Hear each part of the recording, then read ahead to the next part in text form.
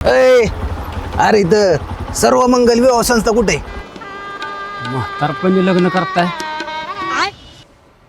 ए भांडगोळा तुला विचारले काय? सर्व मंगल विवाह संस्था कुठं आहे? हा मग तेवढंच सांग. इथं पोरांनी चांगलेच भेटले पण कुठे आहे? पुढं ह्या इथं.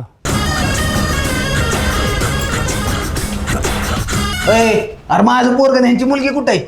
अहो ते दुपारीच गेले लग्न करून. आणि कसं काय लावलं तुम्ही त्यांचं लग्न? अहो त्यांचं वय पूर्ण होते, डॉक्युमेंट क्लिअर होती, डॉक्युमेंट रितसर होती त्यांची, आणि महत्वाचं म्हणजे त्यांचं म्हणणं होतं. अरे पण आमचं म्हणणं नव्हतं ना. आता माझं म्हणणं ह्यांच्यावर लग्न करायचं देतो का लावून? देतो की लावून. ओ काही काय म्हणताय तुम्ही? अहो तुमचं म्हणणं नाही का? नाही केला होता येणार. अहो नाना, आपण इथं पोरं बघायला आलोय. तुम्ही काय लावलंय हे? अरे कुठे का आमची पोरं? बहुतेक घरी गेली असतील. बहुतेक आता पोरं काय गावायचे नाहीत, आपल्या इकडे शोधावे लागतील. तुम्ही काय करा, गाडी कशी थांबा, मी आलो बोलून याच्याशी. होय हे लग्न लावायची काय नक्की येतं प्रोसेस आहे? त्याला मुलीचं वय 18 पूर्ण लागतं आणि मुलाचं वय 21 पूर्ण लागतं.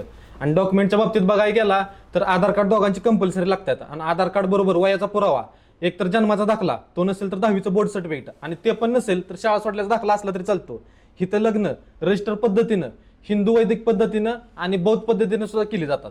बरं होय, इथं वन साइडेड लवरची काय स्कीम आहे का? नाही तसं नाही ना होत.